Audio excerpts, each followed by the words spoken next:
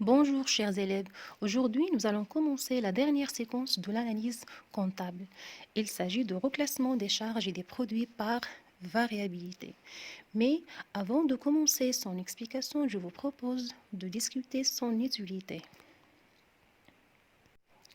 Le CPC classe les charges et les produits par nature, et ce en distinguant entre les niveaux d'exploitation, les niveaux financiers et les niveaux non courants.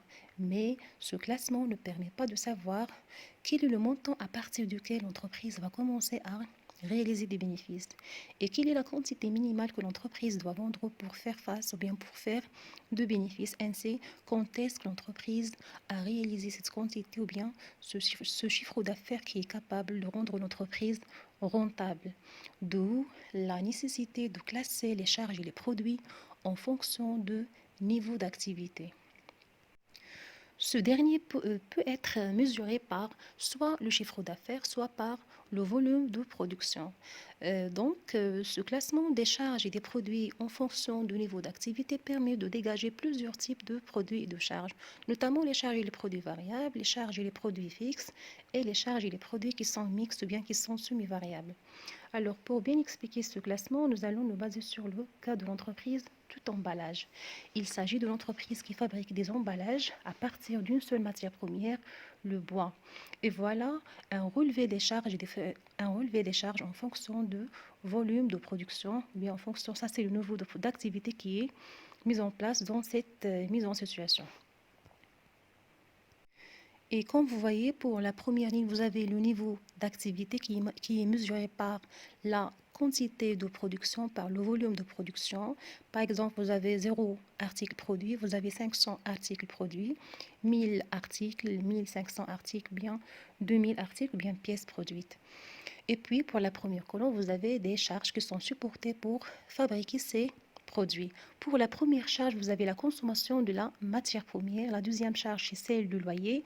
La troisième, c'est celle de la rémunération de personnel. Et la quatrième est liée à la dotation aux amortissements. Et comme vous voyez, il y a des lacunes que nous allons essayer de les remplir. Et puis, pour la première question qui est posée, on vous demande de compléter ce tableau. Puis, on vous demande de représenter graphiquement l'évolution de la charge de la matière première, celle du loyer et celle de la rémunération de personnel. Puis, on vous demande de dégager des conclusions. Commençons par la première charge qui est la consommation de la matière première. Alors, comme vous voyez, si on ne fabrique rien, on ne va rien consommer. Si on veut produire 500 articles, on va consommer 10 000 dirhams de matière première. Donc, quel est le coût de chaque article en termes de matière première? Donc, quel est le coût de chaque article? Donc, qu'est-ce que nous allons faire? On va diviser 10 000 dirhams par 500, ça va nous donner 20 dirhams. Donc, chaque article nous coûte 20 dirhams de la consommation de matière première. Donc, ça, c'est le coût unitaire de la consommation de matière première, ça veut dire par article. Par article. Et ce coût de 20 dirhams qui est unitaire nous va servir pour remplir les lacunes de la première ligne. Comme vous voyez pour la correction, pour remplir la troisième case, donc comme nous venons de dire, le coût de chaque article, c'est 20 dirhams. Donc, 20 dirhams multiplié par 1000, ça va nous donner 20 000 dirhams, ainsi de suite. Pour produire 1500 articles, donc on va consommer 20 dirhams par article. Donc 20 dirhams fois 1500, ça va vous donner 30 000 dirhams. Et puis 20 dirhams fois 2000, ça va nous donner 40 000 dirhams. Puis, passons maintenant à la deuxième charge, qui est celle du loyer. Et comme vous voyez, c'est une charge qui est fixe. Les lacunes sont déjà en rouge. Donc, si on veut produire 500 articles, on va payer 8 000 dirhams de loyer. Si on veut produire 1500 articles, on va aussi payer 8 000 dirhams comme loyer. Donc, c'est une charge qui est constante et qui est stable, quel que soit le niveau d'activité, quel que soit le volume de production. Par contre, la matière première, c'est une charge qui varie et qui change d'une façon qui est proportionnelle à la production. Donc, c'est une charge qui est variable à 100%. Par contre, le loyer, c'est une charge qui est fixe et qui est constante à 100%, quel que soit le niveau d'activité. Alors, pour la troisième charge, la rémunération de personnel convoyé, elle varie aussi, mais d'une façon qui n'est pas proportionnelle. Pourquoi? Parce que même si on n'a rien produit, on a payé une charge de personnel de 1200 dirhams. Ça indique que cette charge, elle est mixte, elle est semi-variable, car il contient une partie qui est fixe, une partie qui est variable.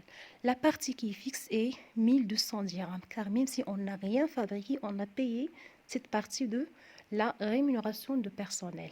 Pour le deuxième niveau de production, 500 articles, on a une charge totale de personnel de 1600 dirhams. Cette charge, comme nous venons de dire, elle est mixte. Elle contient une partie qui est fixe, qui est de 1200 dirhams. Donc 1600 dirhams moins 1200 dirhams, ça va nous donner la partie qui est variable, c'est 400 dirhams. Donc ce montant de 400 dirhams, ça correspond à la rémunération totale du personnel et ça sert à calculer la troisième lacune, bien la troisième case. Donc on va diviser ce montant de 400 dirhams par 500, ça va nous donner 0,8. Ça, c'est le coût unitaire de la consommation de personnel pour chaque article, qui sera multiplié par 1000. Et puis, ça va nous donner 800. Puis, on va ajouter comme charge qui est variable pour le troisième niveau de production. Puis, on va ajouter la part qui est fixe, à savoir 1200. Ça va nous donner 2000 dirhams. Passons maintenant à la quatrième charge, celle de la dotation aux amortissements. Comme vous voyez, c'est une charge qui est déjà stable et qui est déjà fixe, quel que soit le niveau de production. Ça, si on suppose qu'on est dans un système d'amortissement qui est constant et non pas dégressif. Alors, passons maintenant à la troisième ou bien la deuxième question. On vous demande de représenter graphiquement les trois premières charges. Donc, pour la première charge, qui est la consommation de la matière première, sa représentation graphique est comme suit. Donc, on voyait, elle varie et elle change. Elle varie de façon proportionnelle au niveau de production. Donc, c'est une charge qui est 100% variable et elle est proportionnelle. Donc, pour la deuxième charge, c'est une charge qui est constante, qui est fixe, quel que soit le niveau d'activité. On parle d'une charge qui est fixe. Troisième charge, la charge de la rémunération de personnel, elle est variable, elle varie mais d'une façon qui n'est pas proportionnelle car il contient une partie qui est fixe, qui correspond à ce montant de 1200 dirhams, correspondant à 0 article fabriqué. Puis, il y a une partie qui est variable. Donc, ce classement de ces charges en fonction du niveau d'activité permet de dégager trois types de charges et de produits. Il y a des charges et des produits qui sont variables, qui varient d'une façon proportionnelle au niveau d'activité. On les appelle des charges et des produits qui sont opérationnels. Par exemple, il y a achat-revenu de marchandises, il est 100% variable. Achat consommé de matières premières, c'est une charge 100% variable. La variation de stock de produits, c'est un produit qui est 100% variable. Puis, deuxième type de charges et de produits, ce sont les charges et les produits qui sont fixes. Ce sont des charges, comme nous venons de dire, qui ne changent pas, quel que soit le niveau d'activité.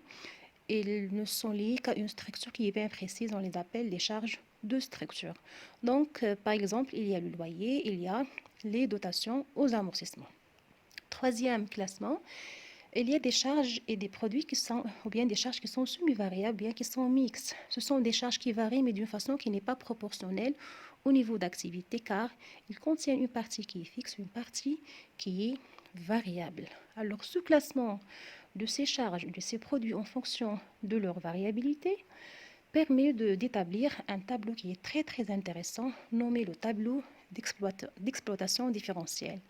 Alors, pour expliquer ce tableau, nous allons nous baser sur le cas de l'entreprise Cabicom SA. Alors, pour cette entreprise, on a un extrait de CPC et on a une ventilation des produits et des charges.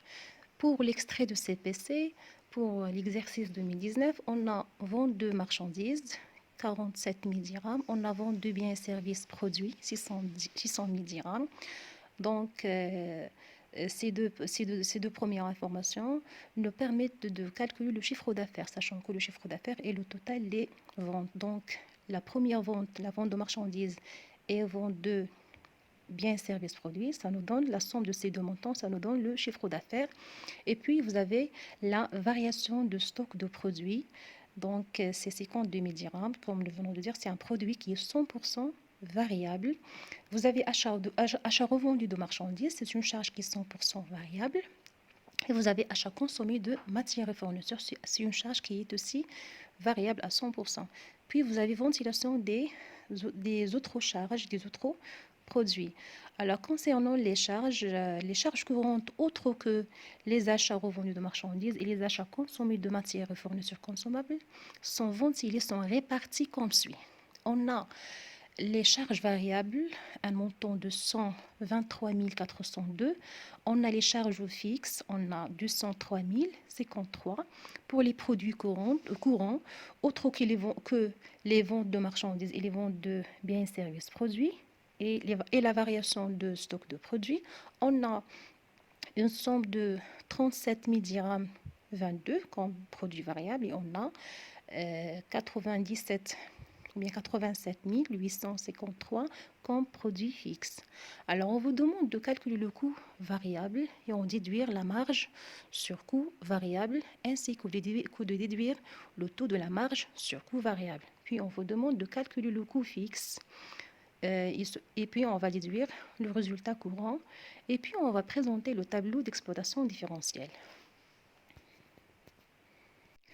Commençons par le coût variable. Quand on dit un coût, c'est un ensemble des charges. Donc, le coût variable se calcule comme suit. On va faire la différence entre les charges variables et les produits variables autres que le chiffre d'affaires. Commençons par les charges variables. Comme nous venons de dire, il y a les achats revendus de marchandises, les achats consommés de matières et fournitures, et il y a autres charges variables. D'après les données, elles sont déjà notées entre parenthèses. Puis, pour les produits variables, autres que le chiffre d'affaires, nous venons de voir la variation de stock de produits. Il y a autres produits variables, un montant de 37 022. Donc, vous avez ces deux montants entre parenthèses. Donc, ça va nous donner le coût variable est égal à 414 080. Alors, ce chiffre a une signification. Ça signifie quoi? C'est que après avoir couvert les charges variables par les produits variables autres que le chiffre d'affaires, il reste encore des charges variables qui ne sont pas encore couvertes. Donc, on va voir est-ce que ces coûts variables, cet excédent de charges qui ne sont pas encore couverts, est-ce qu'ils seront couverts par le chiffre d'affaires. D'où l'utilité de calculer la marge sur coût variable en faisant la différence entre le chiffre d'affaires et le coût variable. Donc, comme nous venons de dire, le chiffre d'affaires est le total des ventes. Et on a deux ventes. On a les ventes de marchandises et on a vente de biens et services produits. Et puis, moins le coût variable, nous venons de le calculer, 414 080, ça va vous donner 232 920. Donc, ça signifie quoi?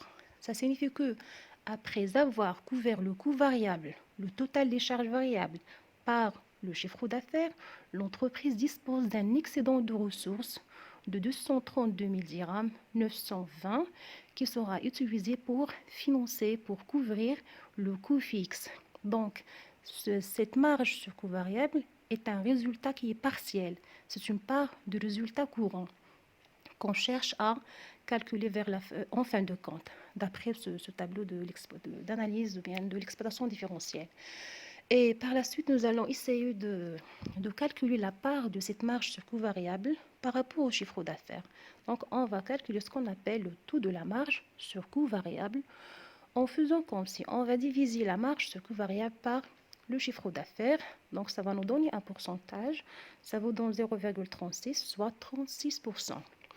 Mais il faut prendre en considération que ce pourcentage, que ce taux de la marge sur coût variable reste fixe, quel que soit le niveau d'activité, quel que soit le chiffre d'affaires pour une entreprise donnée et pendant une année bien précise.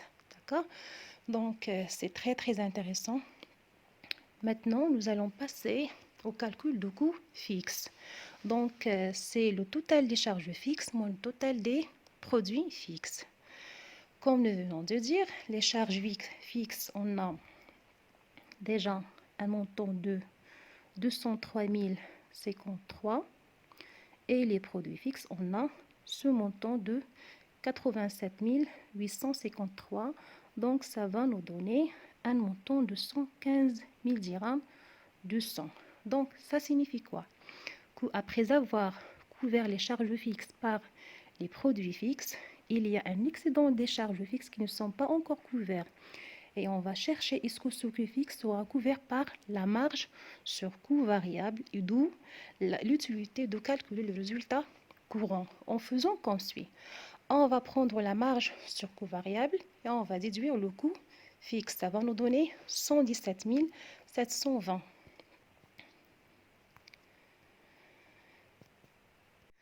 Alors, il faut prendre en compte que ce résultat courant devrait être le même que celui qui est dégagé soit de l'ESG, soit de CPC. Donc, par la suite, d'après ces calculs, nous allons établir le tableau d'exploitation différentielle. Quand vous voyez pour la première colonne, vous avez les éléments. Alors, deuxième colonne, vous avez les calculs, vous avez les justifications. Troisième colonne, vous avez les montants. Et dernière colonne, vous avez le pourcentage. Commençons par le premier élément, c'est le chiffre d'affaires. Quand vous voyez ça, c'est le total de vente, c'est le montant que nous venons de calculer. Puis le coût variable, c'est déjà calculé, en faisant la différence entre les charges variables, ces trois charges, moins les produits variables, ça nous a donné 414 080. Puis nous allons dégager la marge sur coût variable en faisant la différence entre le chiffre d'affaires et le coût variable. Ça nous donne 232 920. Puis nous allons déduire le coût variable, 115 000 dirhams, pour dégager le résultat courant qui est de 117 720. Donc, ce qui est intéressant pour ce tableau, c'est que pour le pourcentage de coût variable et le pourcentage de la marge sur coût variable, la somme de ces deux pourcentages doit vous donner 100%. Et c'est une information qui est très très intéressante et qui sera très utilisée au moment de la résolution des exercices.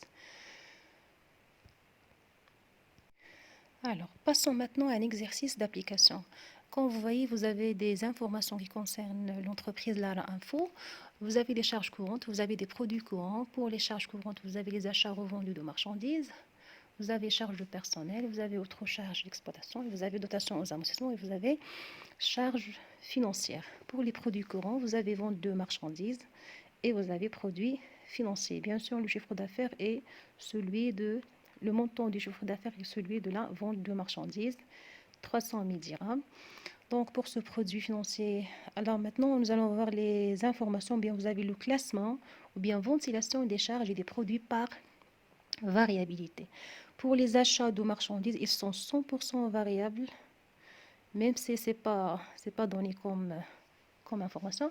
Pour la charge de personnel, vous avez les 2/3 sont variables et le 1/3 est fixe. Donc, on va faire des calculs par la suite.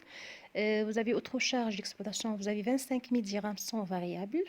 Donc, le reste est à considérer comme fixe. Donc, le montant de l'achat ou bien de la charge d'exploitation est déjà donné, c'est 40 000 dirhams. Donc, 25 000 dirhams est variable. Il reste 15 000 qui est fixe. Puis, pour les charges financières et les dotations aux investissements sont 100% fixes. Et les produits financiers, il y a 50% variables et 50% fixes. Donc, on vous demande de refaire les mêmes calculs et en fin de compte, on va dégager le tableau d'exploitation différentielle. Commençons par le chiffre d'affaires. Comme nous venons de dire, ça c'est un montant de 300 000 dirhams. Puis, vous avez le coût variable. Comme nous venons de faire, vous avez charges variables, moins les produits variables, autre que le chiffre d'affaires. Donc, pour les charges variables, on a la première charge variable. Vous avez achat revendu de marchandises, 120 000 dirhams. Puis, pour la charge de personnel, vous avez les 2/3 sont variables. Donc, les 2/3, 2 divisé par 3 fois 60 000 dirhams. C'est la deuxième charge variable. Et puis, la troisième charge variable est celle qui est liée aux charges d'exploitation. Vous avez 25 000 dirhams et variable. Donc, c'est déjà noté. Moins les produits variables autres que le chiffre d'affaires. Vous avez déjà pour les produits variables, on a les produits financiers, vous avez 50% et variable. Donc 50% de 10 000 dirhams, ça vous donne 5 000 dirhams. En fin de compte, vous aurez un coût variable de 180 000 dirhams. Pour la marge sur coût variable, on va faire la différence entre le chiffre d'affaires et le coût variable. Ça va vous donner 120 000 dirhams. Même chose pour le taux de la marge sur coût variable, ça va vous donner 40% qui est constant, quel que soit le niveau d'activité. Et pour le coût fixe, on va faire la différence entre les charges fixes et les produits fixes. Donc, les charges fixes et les produits fixes. Pour les charges fixes, on a le 1/3 de charges personnelles est déjà fixe. Donc, on a 15 000 dirhams, 25 000 dirhams et 35 000 dirhams. Puis, nous allons déduire la part des charges des produits qui sont fixes. C'est 50% de 10 000 dirhams, c'est 5 000 dirhams. Ça va vous donner 90 000 dirhams comme coût fixe. Et le résultat courant, et on va faire la différence entre la marge sur coût variable et le coût fixe. Ça va vous donner 30 000 dirhams. Et en fin de compte, nous allons établir le tableau d'exploitation différentielle. Même manière, même méthode. Donc, et comme vous voyez, le taux de la marge sur coût variable, 40%, plus le taux de coût variable, 60%, ça doit vous donner 100%. D'accord?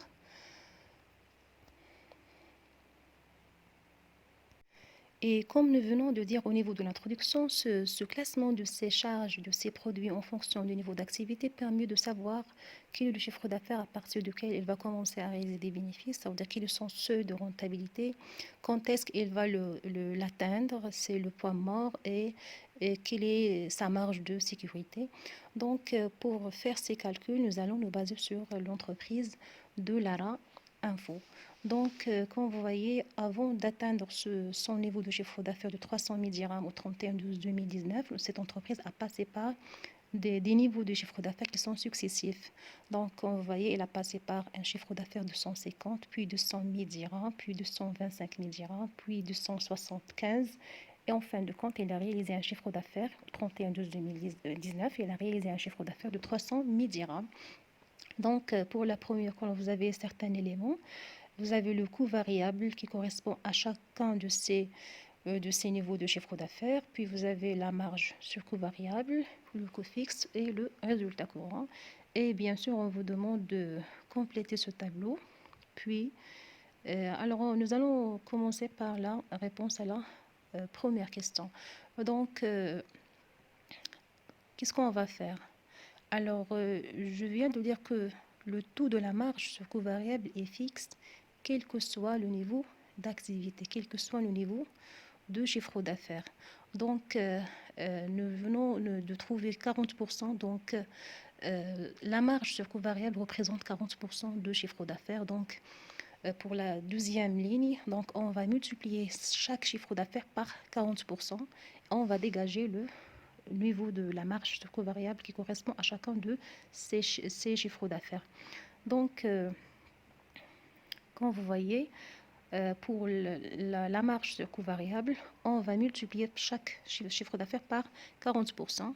Donc, et puis, nous venons de dire que la somme des pourcentages de coût variable, de la marge sur coût variable doit vous donner 100%. Par conséquent, le pourcentage du coût variable est 60%. Du coup, on va multiplier chaque chiffre d'affaires par 60%, bien 0,6. Ça va vous donner les coûts variables qui correspondent à chacun de ces chiffres d'affaires. Puis, pour le coût fixe, nous venons de calculer, de trouver 90 000 dirhams. C'est déjà donné. Donc, c'est déjà fixe, quel que soit le niveau d'activité. Par la suite, on va calculer le résultat courant en faisant la différence entre la marge sur coût variable et le coût fixe. Donc, 60 000 dirhams moins 80 000 dirhams, ça vous donne moins 30 000 dirhams. Puis, 90 000 dirhams, non, 48 000 dirhams moins 80 000 dirhams, ça vous donne moins 42 000 dirhams, ainsi de suite. Pour le troisième niveau de chiffre d'affaires, le résultat est égal à 0, puis 20 000 dirhams, puis 30 000 dirhams. Revenons maintenant à la question numéro 2. On vous demande de relever le niveau de chiffre d'affaires à partir duquel l'entreprise commence ou bien devient rentable. Ça veut dire qu'elle commence à réaliser des bénéfices. Donc, voilà le tableau. Donc, à votre avis, quel est le chiffre d'affaires à partir duquel l'entreprise commence à réaliser des bénéfices? Donc, pour le premier niveau de chiffre d'affaires, à savoir 150 000 dirhams, on a un résultat qui est négatif. C'est une perte. Il n'y a pas de bénéfice. Deuxième niveau, 200 000 dirhams, c'est un résultat qui est négatif. Pour le troisième niveau, le niveau des chiffres d'affaires de 225 000 dirhams, il y a un résultat qui est nul. Donc, quand vous voyez, pour ce niveau, il n'y a ni gain ni perte. Donc, à partir de ce moment-là, on commence à réaliser des bénéfices. Donc, ça, c'est le chiffre d'affaires à partir duquel l'entreprise devient rentable, à partir duquel l'entreprise commence à réaliser des bénéfices. On l'appelle un seuil de rentabilité. Donc, c'est un chiffre d'affaires de 225 000 dirhams. D'accord? Donc, ça, c'est le seuil de rentabilité. Bon, maintenant, nous allons revenir à la question numéro 3. On vous demande de proposer une méthode de détermination de ce chiffre d'affaires, ça veut dire de ce seuil de rentabilité. Donc, comme nous venons de dire, ça c'est le chiffre d'affaires pour lequel le résultat est égal à 0. Donc, pour dégager une formule de calcul de ce seuil de rentabilité, nous allons partir de cette équation. Résultat courant est égal marge sur coût variable moins le coût fixe. Donc, comme vous voyez, pour cette équation, la notion de chiffre d'affaires n'existe plus. Donc, il fallait l'introduire pour dégager sa formule. Donc, comme vous le savez, le taux de la marge sur coût variable est égal marge sur coût variable divisé par le chiffre d'affaires. Du coup, la marge sur coût variable est égale au taux de la marge sur coût variable fois chiffre d'affaires. Et voilà, on a introduit la notion de chiffre d'affaires dans cette équation. Par la suite, nous venons de dire que le seuil de rentabilité est le chiffre d'affaires pour lequel le résultat courant est égal à 0. Donc, j'ai remplacé le résultat courant par 0 et puis j'ai renommé le chiffre d'affaires par seuil de rentabilité. Et puis, on va essayer de résoudre cette équation pour dégager une formule de calcul de seuil de rentabilité. Et comme vous voyez, seuil de rentabilité est égal au coût fixe divisé par taux de la marge sur coût variable. C'est très très intéressant. Et sinon, on va remplacer le taux de la marge sur coût variable par sa formule et on va dégager une autre manière pour calculer ce seuil de rentabilité. Ça va nous donner la deuxième formule, donc seuil de rentabilité égal au coût fixe fois chiffre d'affaires divisé par la marge sur coût variable. Et bien sûr, ça c'est le chiffre d'affaires qui est atteint à la fin de l'exercice comptable. Mais en fin de l'exercice comptable. Bon, maintenant, nous allons essayer de répondre à la quatrième question qui est la détermination de la date de la réalisation de seuil de rentabilité. Ça veut dire quand est-ce que l'entreprise a réalisé ce seuil de rentabilité. Mais avant, il faut d'abord faire les calculs et dégager le montant. Donc, en pratiquant cette formule, il fallait trouver une somme de 225 000 dirhams que nous venons de la calculer. Donc, vous allez pratiquer la formule, puis vous allez trouver par la suite 225 000 dirhams. Maintenant, nous allons essayer de déterminer sa date de réalisation en appliquant la méthode 3. Donc, ce chiffre d'affaires de 300 000 dirhams a été réalisé quand est-ce en fin d'année, donc après 12 mois.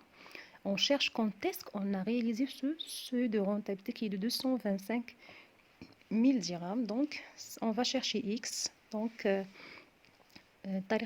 ça va. On va faire comme suit. Donc, X sera 9. Donc, c'est 9 mois. Donc, après 3 mois, on a réalisé ce chiffre d'affaires de 225 000 dirhams, ce qu'on appelle le seuil de rentabilité. Donc, cette date de réalisation est appelée aussi le point mort. Donc, pour ce cas, cette entreprise, donc, elle a été réalisée le 39 2019. D'accord?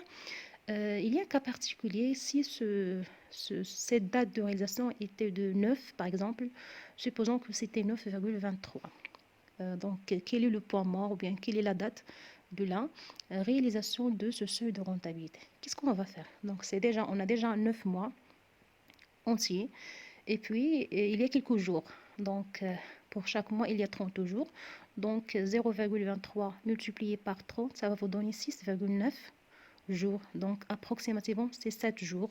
Donc ce chiffre d'affaires, ce seuil, a été réalisé le 7 octobre de 2019. D'accord? Alors,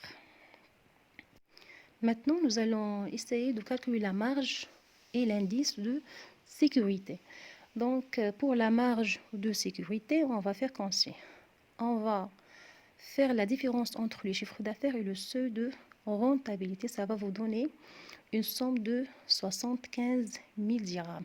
Ça signifie quoi? Ça signifie que l'entreprise peut supporter une une diminution de son chiffre d'affaires de 75 000 dirhams sans réaliser une perte. Donc, il est sécurisé. Une fois que la diminution du chiffre d'affaires dépasse 75 000 dirhams, là, elle va commencer à réaliser des pertes. D'accord? Puis, pour l'indice de la sécurité, c'est le pourcentage de cette marge de sécurité par rapport au chiffre d'affaires. Donc, on va diviser marge de sécurité par le chiffre d'affaires. Ça va vous donner 0,25. Donc, c'est 25%. Donc, l'entreprise, il peut supporter une diminution de son chiffre d'affaires de 25% sans réaliser un déficit ou bien une perte. D'accord? Et maintenant, je mets à votre disposition un exercice d'application. Et merci pour votre attention.